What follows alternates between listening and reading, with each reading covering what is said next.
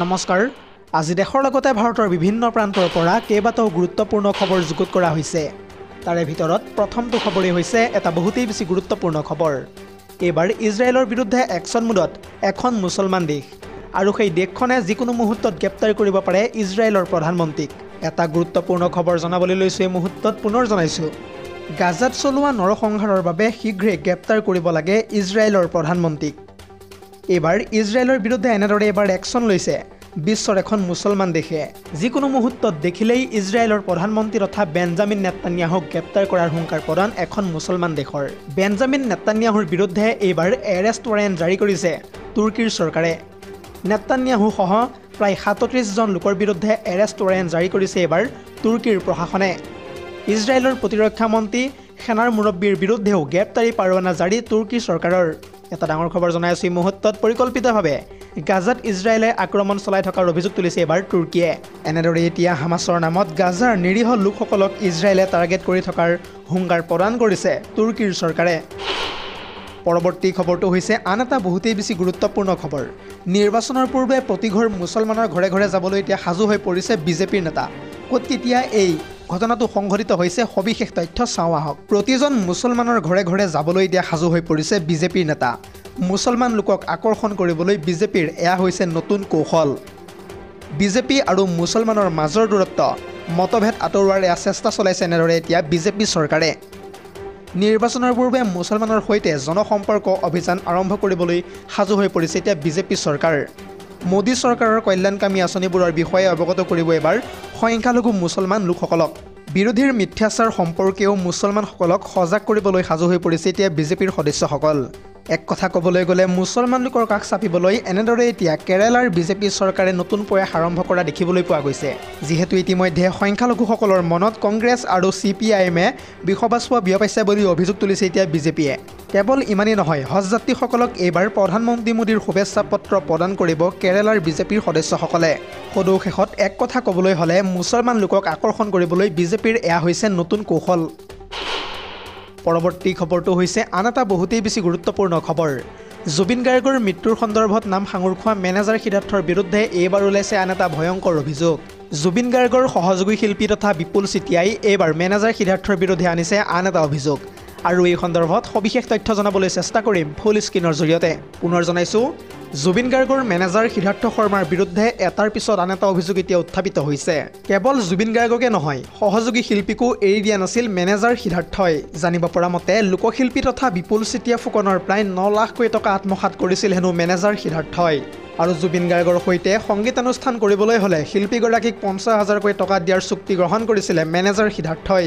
কিন্তু সেই চুক্তি অনুসৰি শিল্পীগৰাকীক দিয়া নহ'ল টকা 5,000কৈ টকা দি বাকী টকা সিদ্ধাৰ্থই আত্মসাৎ কৰাৰ অভিযোগ তুলিছে এতিয়া বিপুল চেতিয়াই প্ৰায় 20খন সংগীতানুষ্ঠানত 45,000কৈ টকা আত্মসাৎ কৰিছিলে মেনেজাৰ সিদ্ধাৰ্থই পৰৱৰ্তী খবৰটো হৈছে NRCক লৈ কিছু সময়ৰ পূৰ্বে আহি পৰিছে এটা বিগ ব্ৰেকিং নিউজ কিয়নো যিকোনো মুহূৰ্তত আহিব NRCৰ নতুন লোক ভাৰত চৰকাৰৰ পৰা NRCৰ আপডেটৰ নেক্সট পাৰমিশ্যন লোৱা হ'ব এই মন্তব্য কৰিছে কিছু সময়ৰ পূৰ্বে হিমন্ত বিশ্ব শৰ্মাই ইয়াৰ উপৰিও কয় যে এই ক্ষেত্ৰত প্ৰয়োগ কৰা হ'ব ভাৰত চৰকাৰ উচ্চতম ন্যায়ালয় আৰু অসম চৰকাৰৰ ক্ষমতা NRCখন নতুনকৈ বনাই ছেকেণ্ড লুক এটা দিয়া হ'ব যেনেকৈ হওক NRCখনে অসমীয়া মানুহক এসময়ত বৰ বেয়াকৈ ঠগাই গুচি গ'ল নতুনকৈ পোহৰলৈ আহিছে এই ক্ষেত্ৰত NRCৰ বহুতো কেলেংকাৰী তথ্য আৰু এই NRCখনৰ মতে দেউতাক ভায়েকৰ মিলন হৈ গ'ল ভায়েক ভতিজাকৰো মিলন হৈ গ'ল কেৱল ইমানেই নহয় মাক পুতেকৰো মিলন হৈ গ'ল এইবোৰ সকলো খেলিমেলিৰ মাজেৰে হ'ল NRCৰ সন্দৰ্ভত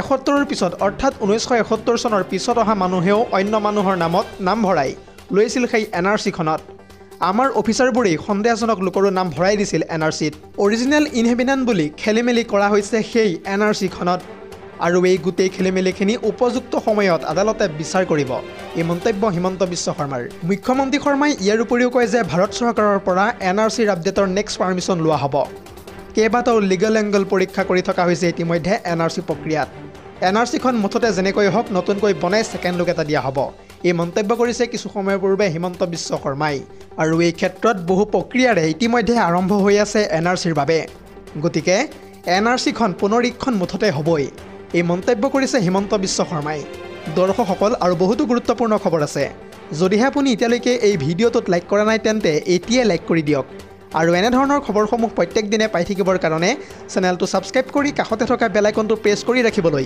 একেবাৰে নাপাহৰিব। পৰৱৰ্তী খবৰটো হৈছে আন এটা বহুতেই বেছি গুৰুত্বপূৰ্ণ খবৰ। কিছু সময়ৰ পূৰ্বে দেশৰ প্ৰধানমন্ত্ৰী নৰেন্দ্ৰ মোদী আৰু গৃহমন্ত্ৰী অমিত শ্বাহক লৈ বিস্ফোৰক মন্তব্য কৰিছে ৰাহুল গান্ধীয়ে। ৰাহুল গান্ধীয়ে এই সন্দৰ্ভত কি মন্তব্য কৰিছে সবিশেষ তথ্য জনাম ফুল স্ক্ৰীনৰ জৰিয়তে। পুনৰ জনাইছোঁ, নৰেন্দ্ৰ মোদী আৰু অমিত শ্বাহক লৈ ৰাহুল গান্ধীৰ ভয়ংকৰ বিস্ফোৰণ। কেইবাবছৰ ধৰি ভোট চুৰি কৰি আহিছে নৰেন্দ্ৰ মোদী আৰু অমিত শ্বাহে। প্ৰথমতে আমাৰ হাতত ইয়াৰ প্ৰমাণ নাছিল, কিন্তু এতিয়া আমাৰ হাতত তথ্য সহকাৰে প্ৰমাণ আছে। ভোট চুৰি কৰি হাৰিয়ানাত চৰকাৰ গঠন কৰিছে বিজেপিয়ে। হাৰিয়ানাৰ চৰকাৰ এক কথা ক'বলৈ গ'লে এতিয়া চুৰি কৰা চৰকাৰহে।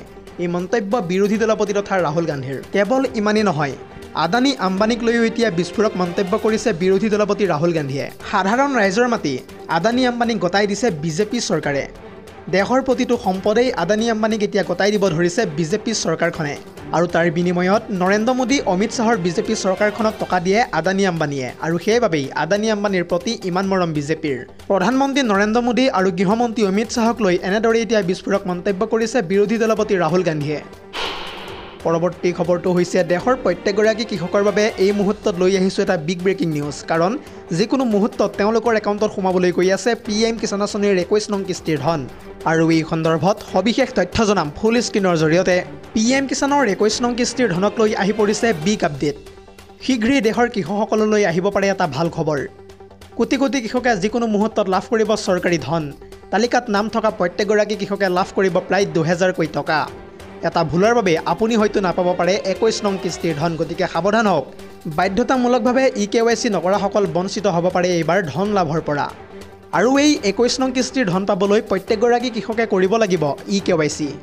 EKYC সম্পূৰ্ণ নকৰিলে বঞ্চিত হ'ব এইবাৰ 21 নং কিস্তিৰ ধন লাভৰ পৰা। আৰু সেই তালিকাখনত আপোনাৰ নামটো আছেনে নাই কেনেকৈ চেক কৰিব এই সন্দৰ্ভত জনাই যাম সবিশেষ। প্ৰথমতে আপুনি লগইন কৰক pmkisan.gov.in ত। কেৱল ইমানেই নহয়, ইতিমধ্যে মুকলি কৰা হৈছে হেল্পলাইন নম্বৰো। আৰু সেই নম্বৰটো হৈছে 155267। আৰু সেই নম্বৰটোত যিকোনো মুহূৰ্তত আপুনি ফোন কৰি অভিযোগ দাখিল কৰিব পাৰিব। পৰৱৰ্তী খবৰটো হৈছে আন এটা ব্ৰেকিং নিউজ। কিয়নো যিকোনো মুহূৰ্তত যাকে তাকে এতিয়াৰে পৰা গ্ৰেপ্তাৰ কৰিব নোৱাৰিব আৰক্ষীয়ে। গ্ৰেপ্তাৰৰ পূৰ্বে আৰক্ষীয়ে জনাব লাগিব কি কাৰণে গ্ৰেপ্তাৰ কৰা হৈছে কোনো এজন ব্যক্তিক। আৰু এই সন্দৰ্ভত কোনে কেতিয়া এই নটিচ জাৰি কৰিছে সবিশেষ তথ্য জনাম ফুল স্ক্ৰীনৰ জৰিয়তে। পুনৰ জনাইছোঁ, আৰক্ষীক লৈ এইবাৰ কঠোৰ হৈ পৰিছে উচ্চতম ন্যায়ালয়। গ্ৰেপ্তাৰৰ পূৰ্বে আৰক্ষীয়ে মানিব লাগিব এতিয়াৰে পৰা কেইবাটাও কঠোৰ নিয়ম। কোনো লোকক গ্ৰেপ্তাৰ কৰিলে জনাব লাগিব প্ৰথমতেই লিখিতভাৱে। কি কাৰণত গ্ৰেপ্তাৰ কৰা হৈছে সেই লোকজনক সহজ ভাষাত জনাব লাগিব আৰক্ষীয়ে। অপৰাধ যিয়ে নহওক লাগিলে আৰক্ষীৰ এয়া হৈছে প্ৰাথমিক দায়িত্ব। আৰক্ষী CBI ED লৈ লক্ষ্মণ ৰেখা জাৰি কৰিছে এনেদৰে এতিয়া উচ্চতম ন্যায়ালয়ৰ তৰফৰ পৰা। কি ভিত্তিত আচলতে গ্ৰেপ্তাৰ কৰা হৈছে এজন ব্যক্তিক এই সন্দৰ্ভত বুজাই দিব লাগিব সেই লোকজনক। মুম্বাইৰ হিট এণ্ড ৰাণৰ এক গোচৰত এই নিৰ্দেশনা জাৰি কৰিছে কিছু সময়ৰ পূৰ্বে ন্যায়ালয়ৰ তৰফৰ পৰা। লিখিত নিদিয়াকৈ গ্ৰেপ্তাৰ কৰিলে সেয়া অবৈধ বুলি গণ্য কৰা হ'ব এতিয়াৰে পৰা। আৰক্ষীক লৈ এনেদৰে এতিয়া কঠোৰ হৈ পৰিছে উচ্চতম ন্যায়ালয়। News desk report ZD news.